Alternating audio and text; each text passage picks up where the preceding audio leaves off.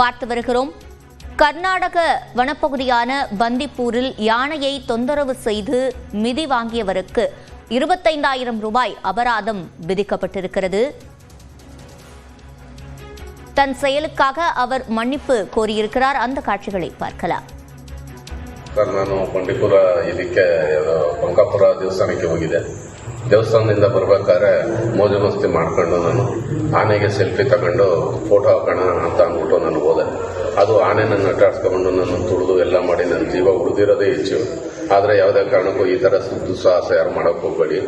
ಆಮೇಲೆ ನಾನು switch off ಮಾಡ್ಕೊಂಡು ಮನೆಗೆ ಹೊರಟೋದೆ. ಆದರೂ ಫಾರೆಸ್ಟ್ನವರು ನನ್ನ ಟೇಸ್ ಮಾಡ್ಕೊಂಡು ಮನೆ ಕಂಡಿಡಿದು ಮನೆಗೆ ಬಂದು ಮನೆಯಿಂದ ಕರ್ಕೊಬಂದು ನನಗೆ ಇದು ದಂಡ ಹಾಕ್ಸಿದ್ದಾರೆ, ಕಾನೂನು ಕ್ರಮ ಕೈಗೊಂಡಿದ್ದಾರೆ.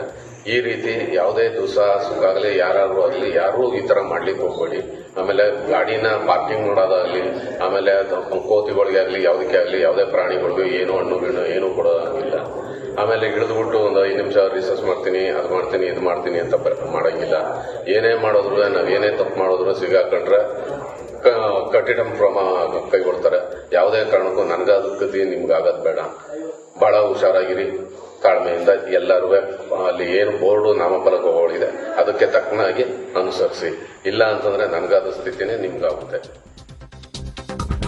கர்நாடக வனப்பகுதியில் யானையை தொந்தரவு செய்யும் விதமாக செயலில் ஈடுபட்ட திரு பசவராஜுக்கு 25,000 ரூபாய் அபராதத்தை வனத்துறை விதித்திருக்கிறது. தொடர்ந்து கூடுதல் விவரங்களை செய்தியாளர் ஐயாச்சாமியிடம் கேட்கலாம். ஐயாச்சாமி, விவரங்கள். சிவரஞ்சனி, நேற்றைய முன்தினம் நீலகிரியிலிருந்து கர்நாடக மாநிலம் செல்லக்கூடிய பந்திப்பூர் தேசிய நெடுஞ்சாலையில் காட்டு யானையுடன் செல்ஃபி எடுக்க முயன்ற நபரை காட்டு யானை ஆக்ரோஷமாக துரத்தி தாக்கியது. இதில் அவர் அதிர்ஷ்டவசமாக உயிர் தப்பினார்.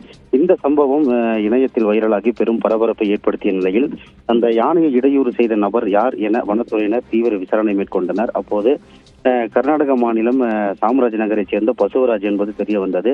இந்த நிலையில் நேற்று அவரிடம் விசாரணை மேற்கொண்ட வனத்துறையினர் அவருக்கு 25,000 ரூபாய் அபராதம் விதித்ததோடு இது போன்ற செயல்களில் இனி ஈடுபடக்கூடாது எனவும் தான் செய்தது தவறு என மன்னிப்பு கேட்கும் வீடியோவையும் தற்போது வெளியிட்டுள்ளனர். பொதுவாக இந்த நீலகிரியிலிருந்து மைசூர் செல்லக்கூடிய இந்த வனப்பகுதி சாலைகளில் வனவிலங்குகள் அதிகமாக நடமாடுவதால் இந்த சாலைகளில் வாகனங்களை நிறுத்தவோ இறங்கவோ கூடாது என வனத்துறையினர் அறிவிப்பு பலகைகளையும் வைத்துள்ள நிலையில் அதை கண்டு கொள்ளாமல் சிலர் ஆர்வ